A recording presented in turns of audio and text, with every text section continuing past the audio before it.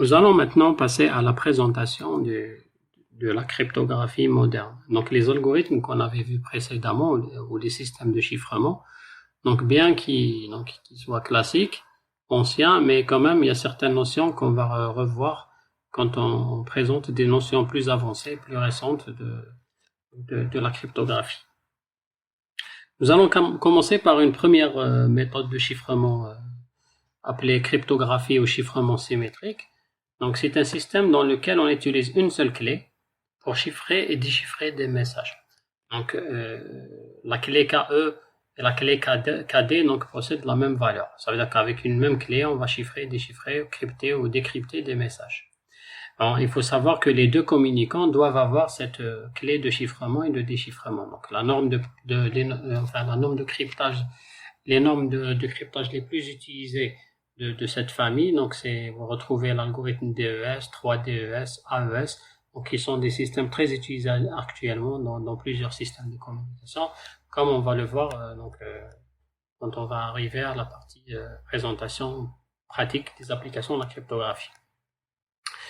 Donc voilà, donc les deux algorithmes les plus connus de cette famille sont le DES et le AES. Donc et là, vous allez toujours retrouver la substitution et la transposition, tout ce qui est permutation au décalage de caractères ou au changement d'ordre de caractères avec un système de substitution, ça va remplacer des éléments. Donc les deux AES, DES, mais bien qu'ils procèdent différemment.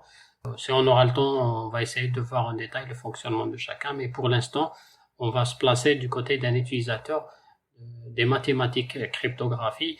On va les utiliser pour des objectifs de sécurité informatique technique. Donc voilà, on utilise une seule clé qu'on appelle une clé symétrique ou une clé privée avec laquelle donc on ferme et on ouvre des cadenas. Donc les cadenas, c'est des fonctions de chiffrement et de déchiffrement. Avec une seule clé, je chiffre et je déchiffre. Donc ces algorithmes sont très très rapides. Parlons de ces avantages, de leurs avantages. Donc ils sont beaucoup plus rapides que d'autres, comme d'autres méthodes qu'on va voir par la suite. Mais l'inconvénient principal reste le moyen de distribuer cette clé. Enfin, il y en a plusieurs. Par exemple, quand on utilise une même clé pour chiffrer des messages échangés entre 1000 utilisateurs, donc là, on a deux choix. Soit on utilise une même clé qui sera utilisée par tout le monde. Et dans ce cas-là, il y a un risque. Quand vous avez 1000 personnes, il se peut qu'une personne de ces 1000 divulgue cette clé. Donc, automatiquement, elle sera donc, tous les échanges seront déchiffrés. Si jamais vous avez parmi les 1000 personnes une personne qui travaille au profil d'un pirate, qui va lui offrir cette clé, donc le pirate, il pourra comprendre tout ce qui est échangé entre les 1000 personnes. Soit vous utilisez une clé pour chaque deux personnes. Et là, vous allez avoir un très grand nombre de clés, ce qui engendre le problème de stockage de ces clés, d'apprentissage, etc. Vous, par exemple, vous partagez des clés de chiffrement avec 999 utilisateurs, donc vous devez avoir 999 clés différentes à apprendre, chose qui est très difficile, que ce soit en stockage ou bien en traitement ou gestion de manière générale de ces clés. Mais le problème principal reste comment s'échanger cette clé de chiffrement quand vous avez deux communicants qui sont éloignés. Là, par exemple, si vous avez un utilisateur qui est en Algérie avec un autre qui est en Australie, donc pour qu'ils puissent communiquer en toute sécurité, donc il faut que cet utilisateur arrive à transmettre cette clé de chiffrement à l'autre utilisateur. Supposons qu'on reprend toujours Alice et Bob. Donc Bob, il va se dire comment je pourrais envoyer cette clé sans qu'elle soit interceptée par un pirate ou par un utilisateur malveillant. Donc ce problème-là est resté il est resté posé pendant à peu près 20 ans. Donc il y a eu les gens sont restés presque 20 ans à réfléchir sur une solution qui permet de faire communiquer deux employés distants avec un système de cryptographie symétrique.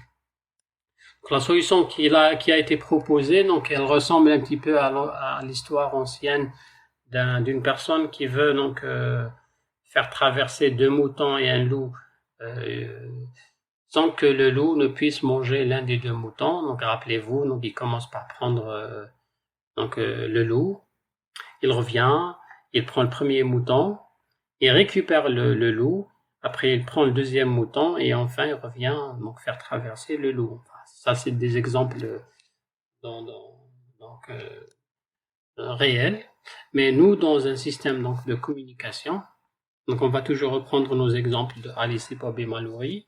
Donc comment est-ce que Bob et Alice arrivent à se partager une clé secrète sans que Mallory ne puisse l'intercepter? La solution qui a été proposée, donc, elle est donc expliquée sur le schéma. Donc Alice, elle va créer son message et le chiffrer avec son cadenas et l'envoyer à Bob. Et là, le pirate, il pourra pas le lire parce qu'il est chiffré avec le cadenas de Alice. Bob, donc, même Bob, lui, il connaît pas encore ce cadenas, donc il pourra pas le lire. Qu'est-ce qu'il va faire? Il va rajouter un deuxième cadenas qui est le sien et l'envoyer à Alice. Et là, le pirate, il pourra pas le voir parce qu'il est doublement chiffré par Alice et Bob. Alice, de son côté, donc, peut enlever donc, son cadenas et le renvoyer à Bob. Comme ça, Bob, il va recevoir le message chiffré uniquement avec son cadenas qui pourra ouvrir facilement et retrouver la signification du message. Vous remarquez ici, Mallory, à aucun moment il n'a pu voir un message clair. Donc, soit il est chiffré par la clé de Alice, soit il est chiffré par la clé de Bob, soit il est doublement chiffré par la clé des deux utilisateurs. Voilà, donc ça c'est l'explication du schéma. Donc je vous le laisse pour le voir si jamais vous voulez consulter le support de cours sans la séquence vidéo.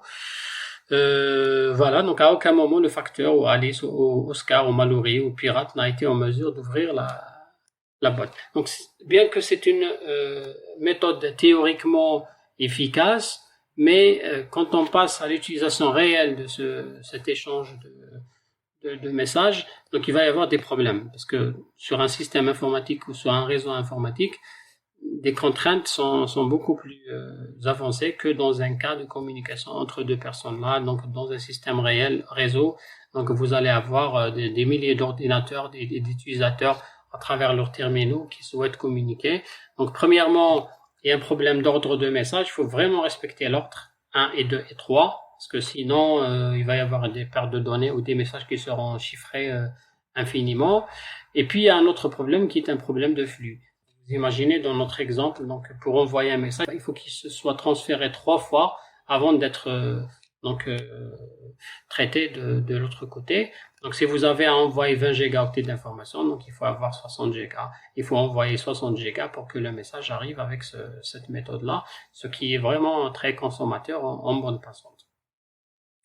Et puis ce système d'échange ne fonctionne que dans le cas où les deux communicants soient présents. À l'absence de l'un des deux côtés, le système il pourra pas fonctionner. Ça nécessite la présence des deux communicants, c'est-à-dire de Alice et de Bob. Donc ce problème d'échange de clés, de partage de clés symétriques, est resté donc sans solution efficace. C'est pour cela que donc un deuxième système de cryptographie a été utilisé, c'est le système donc à clé asymétrique ou qui utilise la méthode de cryptographie asymétrique. Donc on l'appelle un système asymétrique ou bien on l'appelle un système à clé publique. Et là, on va pas utiliser uniquement une clé de chiffrement pour crypter et décrypter des messages, mais chaque utilisateur, il va avoir deux clés. Une clé publique qui va donner à tout le monde, une clé secrète qui va garder confidentielle en sa possession.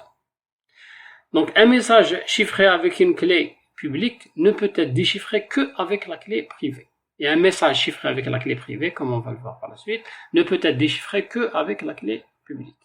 Donc qu'est-ce qui va se passer dans ce cas-là? Donc nous avons Bob, il a deux clés, Alice deux clés, et même Mallory, attention, il va avoir aussi ces deux clés. Donc Bob, il va diffuser cette clé-là à tout le monde et il va garder confidentielle sa clé secrète. Donc celui qui veut communiquer avec Bob, il va prendre son message, il va le chiffrer avec la clé publique et même si ce message chiffré va atteindre Mallory, il ne pourra pas le déchiffrer parce qu'un message chiffré avec une clé publique ne sera pas déchiffré avec une clé publique. Il sera chiffré avec une clé secrète correspondante qui est uniquement en possession de Bob. Donc, je répète, vous avez Bob, s'il veut communiquer avec quelqu'un ou qui veut diffuser sa clé publique, donc il va laisser ses cadenas, donc, ou bien sa clé publique, au niveau de la poste. Alice, elle peut venir à tout moment à la poste, récupérer le cadenas public ou la clé publique de Bob. Qu'est-ce qu'elle va faire? Qu'est-ce qu'elle va faire avec? Donc, elle va chiffrer un message avec cette clé publique et l'envoyer donc à Bob. Bob, il peut facilement déchiffrer ce message parce qu'il est le seul qui possède la clé privée qui correspond à cette clé publique. Voilà donc, pour que ça soit beaucoup plus clair pour vous, vous avez un texte clair. Je le chiffre avec une clé publique connue par tout le monde et je le déchiffre. Il ne peut être déchiffré qu'avec la clé privée qui correspond à la clé publique et que cette clé privée, elle appartient uniquement à l'utilisateur. Encore un autre exemple, vous avez donc Bob, Oscar et Anne. Vous avez donc Bob qui veut communiquer avec Anne. Donc il va prendre le message et va le chiffrer avec la clé de Anne. Même si le message parvient à Oscar, Oscar il ne pourra pas le déchiffrer. Même s'il connaît la clé publique de Anne, parce qu'il est chiffré avec une clé publique, il ne pourra pas déchiffrer avec la clé publique. Donc il n'y a que Anne qui possède une clé privée cachée à son niveau qui pourra le déchiffrer. Voilà. Donc ça c'est le principe de la cryptographie asymétrique. Bon, donc c'est un système, si vous voyez, donc qui est différent de la logique symétrique. Sauf que la difficulté, c'est qu'il faut avoir donc un système dans lequel on utilise deux clés différentes, une donc publique et une autre privée. Ça, trouver des fonctions mathématiques qui sont faciles dans un sens, c'est-à-dire chiffrement facile, et très difficile à inverser, c'est-à-dire qu'on ne pourra pas déchiffrer avec la même clé, mais plutôt avec une autre clé. Bon, c'est un système, comme vous allez le voir, qui nous permet de résoudre le problème de la cryptographie symétrique, qui est le partage de clés, mais qui a un problème, c'est qu'il est très gourmand en calcul. Ça veut dire qu'il consomme beaucoup de temps de calcul pendant l'opération de chiffrement et de déchiffrement. Il est 1000 fois plus long que le AES, c'est-à-dire 1000 fois plus long que le chiffrement symétrique. Surtout si le message à chiffrer ou à déchiffrer est grand. Là, vraiment, imaginez, si vous restez à une seconde quand vous chiffrez avec AES un très très très grand message, là, il faut compter 1000 secondes si on utilise un algorithme asymétrique. C'est pour cela que le asymétrique n'est pas utilisé pour chiffrer ou déchiffrer de grands messages, mais il est utilisé justement pour répondre au problème de la cryptographie symétrique, c'est-à-dire on l'utilise pour résoudre le problème de partage de clés. Comment? Je vais vous l'expliquer à travers cet exemple. Alors, vous avez un texte clair. Ce texte, donc ça c'est Alice qui va le faire. Imaginez que Alice veut envoyer un message à Bob. Qu'est-ce qu'elle va faire? Elle prend son message, elle va le chiffrer avec une clé symétrique. Cette clé symétrique n'est pas encore connue par Bob. Donc elle doit avoir le moyen de lui envoyer cette clé symétrique sans qu'elle soit interceptée par Oscar. Donc elle prend le message, elle va le chiffrer avec la clé symétrique. Cette clé symétrique qui est petite, elle va la chiffrer avec la clé publique de Bob. C'est-à-dire dans le paquet, nous avons deux types d'informations. Nous avons le message clair qui est chiffré avec une clé symétrique que Bob ne connaît pas encore. Pour lui donner cette clé symétrique, on va la chiffrer avec la clé publique de Bob. Et là, ça va pas prendre beaucoup de temps. Pourquoi? Parce qu'on va pas chiffrer tout le message. On va chiffrer uniquement un certain nombre de bits qui représentent la clé symétrique. Et on met dans le paquet un message chiffré avec la clé symétrique et la clé symétrique elle-même chiffrée avec la clé publique de Bob. Bob, quand il va recevoir le paquet, il va trouver deux sous-paquets à l'intérieur. Le premier, il peut l'ouvrir parce qu'il est chiffré avec sa propre clé publique, Donc il prend sa clé privée, il ouvre le premier paquet, il trouve une clé symétrique avec laquelle il va ouvrir le deuxième paquet et qu'il retrouve le message en clair. Donc ce système-là, on l'appelle un système de cryptographie hybride. Ça veut dire hybride, ça veut dire on mélange le symétrique et le asymétrique. Puisque la cryptographie symétrique est très rapide, donc on l'utilise pour chiffrer des grands messages, mais on a un problème. Comment envoyer cette clé privée ou cette clé symétrique au destinataire? justement, on va l'envoyer en utilisant la cryptographie asymétrique, c'est-à-dire la chiffrer avec la clé publique du destinataire, qui va facilement déchiffrer avec sa clé privée, et ça prend pas beaucoup de temps. Pourquoi? Parce que c'est juste une clé, c'est pas le message en entier. Voilà, donc on appelle ça la cryptographie hybride. La plupart des protocoles actuels, comme vous allez le voir sur Internet, utilisent donc le système de cryptographie hybride. Donc revenons à la cryptographie asymétrique, puisqu'on avait vu son importance, qui est utiliser donc un système asymétrique pour chiffrer une clé symétrique. Là, on retrouve plusieurs algorithmes connus. Dans le symétrique, on avait parlé de l'AES et de DES.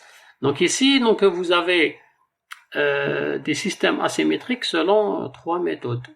Vous avez la méthode, donc ce qu'on appelle l'exponentiation de grands nombres premiers, qui est l'algorithme RSA. Vous avez le problème des logarithmes discrets avec L-Gamel. Et vous avez le problème du sac à dos. On verra tout à l'heure, il y a aussi l'exemple de Diffie-Hellman, etc. Donc l'algorithme RSA, il se base principalement, donc on va pas le détailler ici, mais on va le faire à travers un exercice plus tard. Mais globalement, il se base sur le produit de deux nombres premiers, deux grands nombres premiers. C'est-à-dire la clé privée, c'est deux nombres premiers, donc P et Q. La clé publique, c'est leur produit. C'est-à-dire à partir de P et Q, on trouve facilement le produit, qui est N. Mais à partir de N, il est très très difficile, voire quasi impossible, de retrouver P et Q à partir de N, parce que N, c'est le produit de très grands nombres premiers. Donc ça, c'est le détail, essayez de le voir sur le support de cours.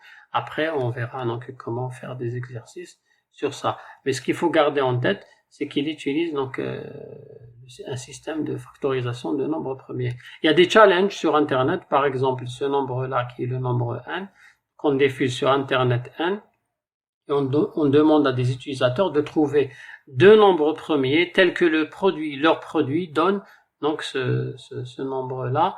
Donc il y avait une récompense de $100 donc offerte à celui qui pourra donc trouver deux nombres produits dont le produit donne ça.